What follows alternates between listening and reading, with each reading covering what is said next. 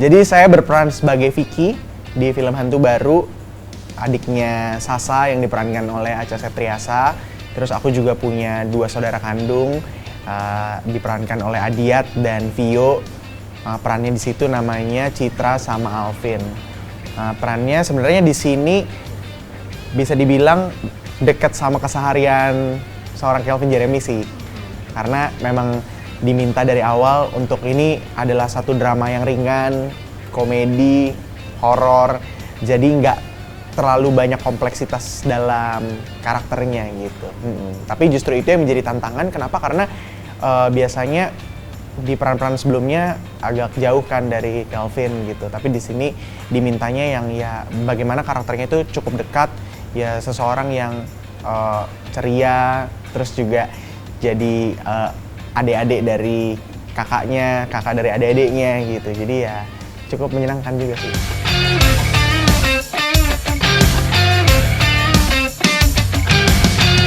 Seneng banget karena kayak yang aku udah pernah bilang juga bahwa ketika aku ditawarkan main film, terus juga ketika karakter tersebut memanggil untuk aku perankan gitu, aku selalu melihat kawan mainnya gitu, siapa yang terlibat di film tersebut, di proyek tersebut.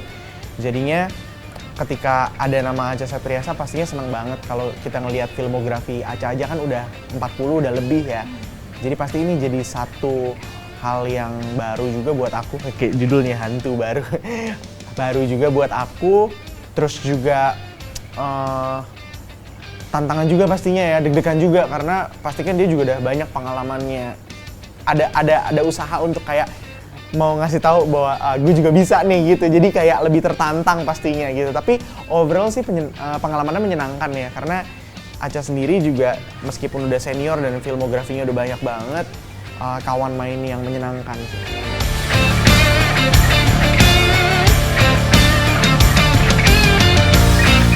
Setiap film pasti punya pengalaman sensasi yang beda-beda gitu. Kayak Terlalu Tampan, film pertama aku, very excited. Terus juga pengalaman pertama banget di film. KKN Desa Penari yang hype-nya luar biasa, yang orang udah expect setinggi-tingginya, bahkan sampai 2 tahun ya nunggu. Dan sekarang Hantu Baru gitu. Pasti pengalamannya nggak sama seperti sebelum-sebelumnya, tapi tetap disyukurin, tetap antusias juga pastinya, karena syutingnya kan selama waktu itu masih pandemi, jadi ada banyak mungkin keterbatasan selama syuting. Tapi pas ngelihat hasilnya kemarin bisa menjadi rangkaian cerita terlepas dari segala kelebihan dan kekurangannya, aku rasa ini bisa menjadi karya yang istilahnya ada kesempurnaan dalam keterbatasan gitu. Pasti kalau misalnya kita mau nyari kekurangannya ya pasti ada gitu. Tapi kalau dilihat dari kelebihannya, bagaimana ternyata filmnya bisa semenghibur itu gitu. Bahwa ada horor, ada drama, ada komedi, dan aku pun yang nonton kemarin ngakak. Kayak wah, gue gak nyangka sih bakal sereceh ini filmnya gitu. Dan ya pretty excited. Karena selama ini juga, terutama kemarin mungkin setelah kesuksesan daripada KKN Desa Penari dengan 10 juta penonton, jadi memicu film-film Indonesia keluar lagi, dan majority dari filmnya adalah film horor gitu kan. Jadi kayaknya bakal seru kalau misalnya ada satu di tengah banyaknya film horor yang semuanya approach-nya adalah yang menakutkan, tapi kali ini Hantu Baru menawarkan juga ada sisi drama dan komedinya gitu. Jadi I think it's gonna be refreshing.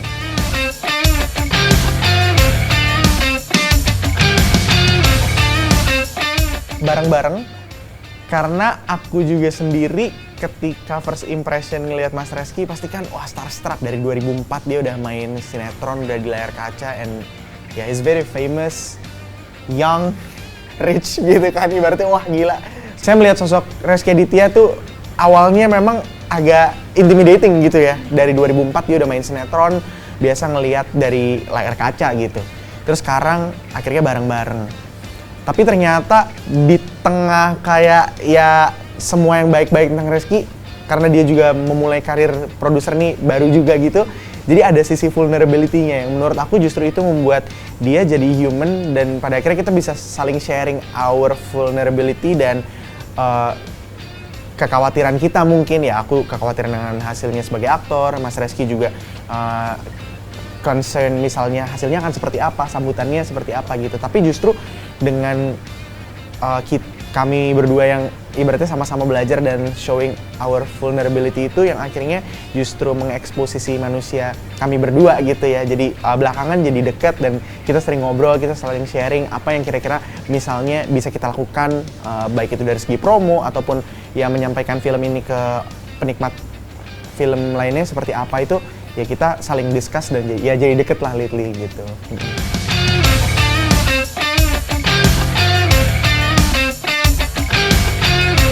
Bisa dibilang memang aku sangat kayak berhutang dengan seni peran ini ya, terutama belakangan ini aku ngerasa bahwa aku bisa menjadi pribadi yang lebih memahami diri sendiri setelah aku memainkan beberapa peran di film-film aku sebelumnya.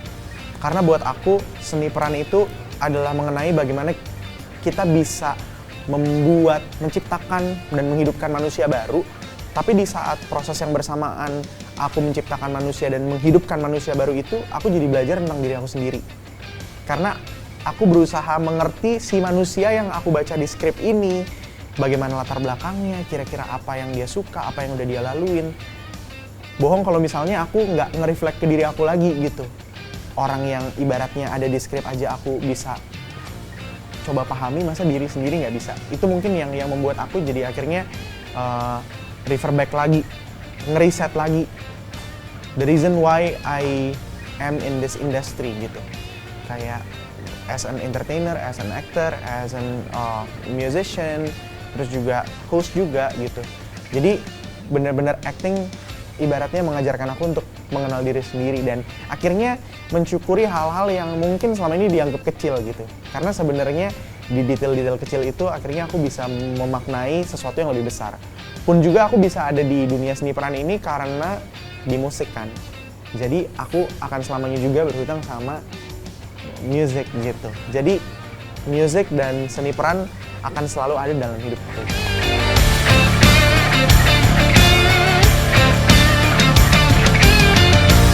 Ketika aku ngelihat antusias penonton dari film-film sebelumnya, aku ngerasa kayak wah, kalau gua nggak benar-benar serius mendalami seni peran, kayaknya nggak bakal kemana-mana nih. Nah, salah satu yang aku lakukan adalah I do justice for what I do. In that way I can do the best gitu. Karena aku punya satu moto dalam hidup, to every opportunity that comes my way, I will never take it for granted. Jadi aku mendalami seni peran terutama di awal tahun ini untuk lebih mengerti lagi metodenya seperti apa, terus kayak penciptaan karakter itu seperti apa, dan sampai sekarang pun masih terus belajar. Terus kalau music juga aku juga nggak bisa neglect. Aku ngerasa bahwa kayaknya gue harus tetap berkarya, jadi lagi mempersiapkan karya baru nih untuk apakah dirilis tahun ini atau tahun depan ya we'll see. Tapi intinya adalah jangan pernah berhenti berkarya dan setiap kesempatan yang datang jangan kayak dianggap sepele. Gitu.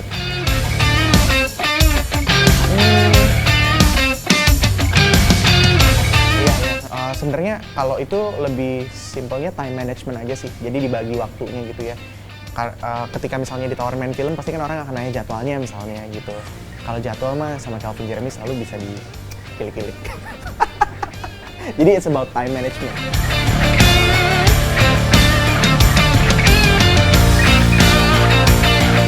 Kalau dalam berkarir sebenarnya bisa dibilang turning point-nya adalah waktu tahun 2019 ya.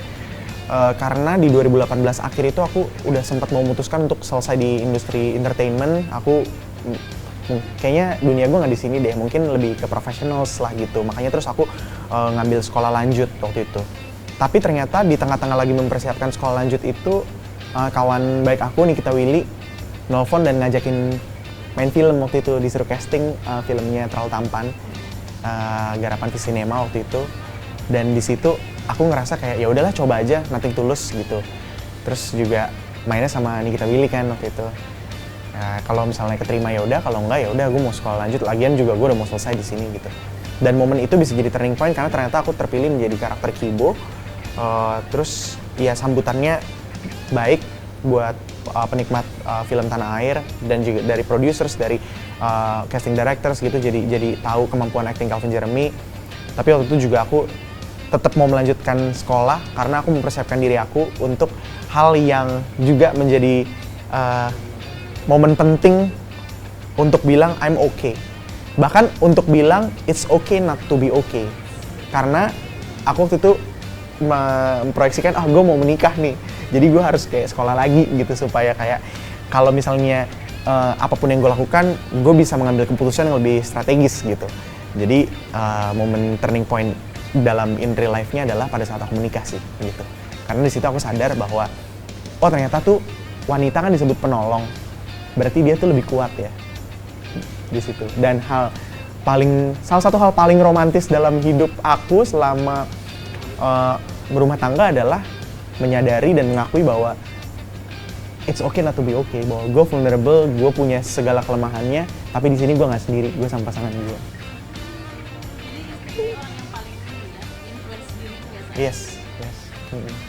Ini pertanyaan yang aku nggak pernah punya jawaban ya. Karena dalam dunia seni peran keaktoran aku ini, aku percaya bahwa karakter tuh yang memanggil gitu. Jadi ada yang jadi anak kuliahan, jadi anak SMA, terus yang sekarang jadi Vicky di Hantu Baru. Sesuatu film yang ringan, komedi, drama, horor jadi satu gitu. Dan kemarin pas nonton juga, oh jadinya kayak gini karakternya. Jadi nggak pernah ada spesifik pengennya karakter apa. Tapi mimpinya sih ya karena memang awalnya bermusik dan seni peran tuh nggak menjadi obsesi besar aku. Jadi mimpilah setinggi-tingginya gitu kan. Ya hopefully sih suatu hari bisa menjadi mungkin nominasi Oscar atau menang Oscar. We'll never know kan gitu. Ya namanya mimpi kan gratis kan, jadi ya setinggi-tingginya. I will never end my music career karena it's part of my life. I sleep with it, I eat with it, I wake up with it gitu. Dalam arti setiap bangun pagi juga mandi gitu sering kedengeran nada-nada yang mungkin aku cuekin, nggak pernah direkam. Sekarang ini mulai didokumentasikan, mulai dikumpulin lagi materinya gitu ya. Harapan terbesarnya buat musik sekarang ini di VOA aku share sama teman-teman adalah untuk to find my happiness lagi sih di music gitu. Karena mungkin udah terlalu lama selalu mikirnya kayak bikin musik yang laku, bikin musik yang gimana nanti harus viral apa segala macem. Kayaknya aku mau memulai lagi untuk ya udah gue bikin musik karena gue happy. Yang penting gue dengernya happy gitu. Kalau guenya happy, syukur-syukur ke orang kalau misalnya didengerin ya happy juga.